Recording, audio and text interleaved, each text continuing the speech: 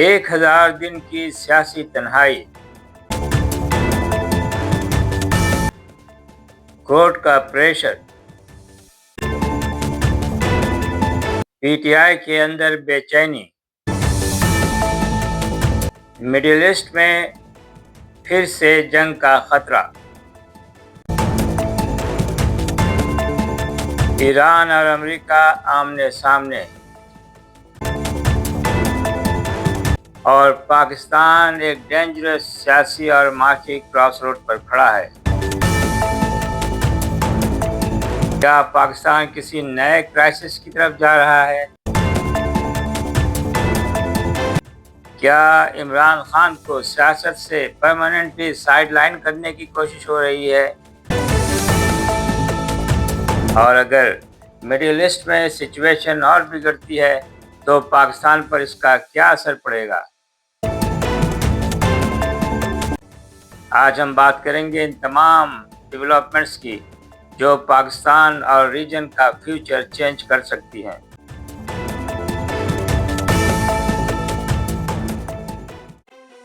السلام علیکم، میں ہوں شاہد جی اور آپ دیکھ رہے ہیں شاہد جی کی باتیں۔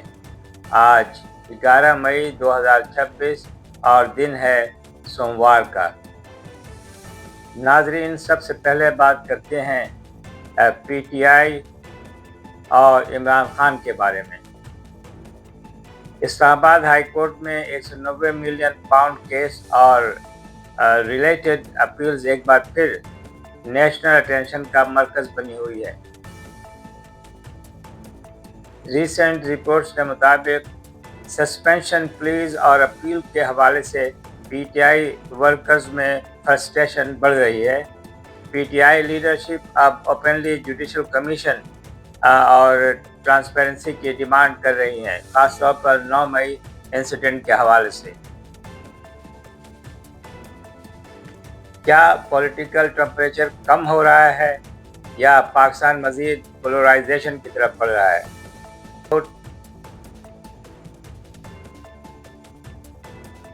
پی ٹی آئی سپورٹ بیس اب بھی ایموشنلی ایکٹیویٹڈ ہے اور سوشل میڈیا پر نیریٹو وار اب بھی بہت اسٹرانگ ہے۔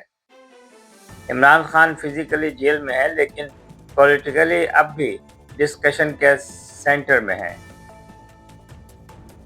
ناظرین، لیکن صرف پاکستان ہی شدید پریشر میں نہیں ہے۔ مڈل ایسٹ کی سچویشن ریپڈلی ڈینجرس ہوتی جا رہی ہے۔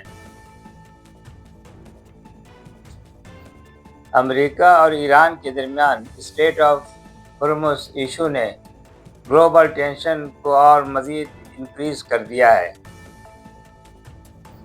رپورٹ کے مطابق کریشز، ٹینکر ایشوز اور ملٹری موومنٹ نے آئل مارکیٹ اور گلوبل ٹریڈ کو ڈسٹرب کرنا شروع کر دیا ہے۔ اسرائیل بھی کنٹینیوسلی ریجنل پریشر مینٹین کر رہا ہے، جبکہ لبنان اور گلف اسٹیٹس بھی کنسرن کا اظہار کر رہے ہیں۔ سب سے انٹرسٹنگ ڈیولپمنٹ یہ ہے کہ پاکستان رپورٹڈلی ڈپلومیٹک کمیونیکیشن اور میڈییشن چینلز میں مینشن ہو رہا ہے۔ اگر ہرموز سچویشن اور اسکلیٹ کرتی ہے تو آئل پرائسز اسکائی راکٹ کر سکتی ہے۔ اور یاد رکھیے، پاکستان کی اکنامی آلریڈی فریجائل پوزیشن میں ہے۔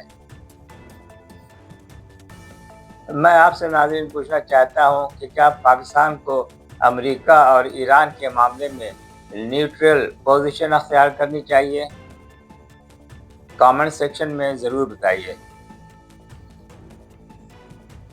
پاکستان کی اکانومی سچویشن آؤٹ ورڈلی اسٹیبل نظر آتی ہے، لیکن گراؤنڈ ریالٹی اب بھی ورینگ ہے۔ Dollar pressure, investment uncertainty, political instability اور مڈل ایسٹ ٹینشن، یہ تمام فیکٹرز پاکستان کے اکنامک فیوچر کو ڈائریکٹلی افیکٹ کر سکتے ہیں۔ اگر آئل پرائسز اور انکریز ہوتی ہے تو انفلیشن کا نیا طوفان آ سکتا ہے، اور سب سے بڑا چیلنج کیا ہے؟ Investor confidence. پولیٹیکل اسٹیبلٹی کے بغیر اسٹرانگ اکنامک ریکوری مشکل ہوتی ہے. پاکستان اس وقت ایک اسٹرینج پولیٹیکل فیس میں انٹر ہو چکا ہے. گورنمنٹ اپنی ڈائریکشن مینٹین کرنے کی کوشش کر رہی ہے. اپوزیشن اپنے نیریٹو کو الائیو رکھنا چاہتی ہے اور عوام کنفیوژن اور فرسٹریشن کا شکار نظر آتی ہے. گلوبل سوشل میڈیا نے روایتی سیاست کو کمپلیٹلی چینج کر دیا ہے. آج نیریٹو ٹی وی چینل سے زیادہ یوٹیوب اور ڈیجیٹل پلیٹ فارم پر شیپ ہو رہا ہے اور اسی وجہ سے پولیٹیکل میسیجنگ بھی اب زیادہ ایموشنل اور ایگریسو ہو چکی ہے. پاکستان کے لیے اگلے چند مہینے بہت کریٹیکل ہو سکتے ہیں. اگر پولیٹیکل ریکنسیلیشن نہیں ہوتی، اگر ریجنل ٹینشن کنٹرول نہیں ہوتی اور اگر اکنامک ڈائریکشن کلیئر نہیں ہوتی تو سچویشن اور زیادہ کمپلیکیٹڈ ہو سکتی ہیں. لیکن ہر کرائسس کے اندر ایک اپرچونٹی بھی ہوتی ہے. ناظرین، سوال یہ ہے، کیا پاکستان لیڈرشپ کنفرنٹیشن سے اوپر اٹھ کر نیشنل اسٹیبلٹی کی طرف جائے گی یا ہم مزید انسرٹینٹی کی طرف بڑھیں گے؟ ناظرین، آپ کی کیا رائے ہے؟ کامنٹ ضرور کیجیے اور اگر آپ کو میری انالیسس پسند آئے تو چینل کو سبسکرائب کیجیے، ویڈیو کو لائک کیجیے اور شیئر ضرور کریں. میں ہوں شاہ جی اور آپ دیکھ رہے ہیں شاہ جی کی باتیں. ناظرین، آپ سے درخواست ہے کہ اپنے دوستوں کے لیے، اپنے گھر والوں اور عزیزوں کے لیے اور خود اپنے لیے جب آپ دعائیں خیر کریں تو مجھے بھی اپنی دعاؤں میں یاد رکھیں. اور جہاں تک ممکن ہو میرے اس چینل کو سبسکرائب کریں اگر ابھی تک آپ نے نہیں کیا ہے، اور دوستوں سے بھی درخواست کریں کہ چینل کو سبسکرائب کریں. اگلے ایپیسوڈ کے ساتھ انشاءاللہ پھر حاضر خدمت ہوں گا. اس وقت تک کے لیے اجازت دیجیے. اللہ حافظ.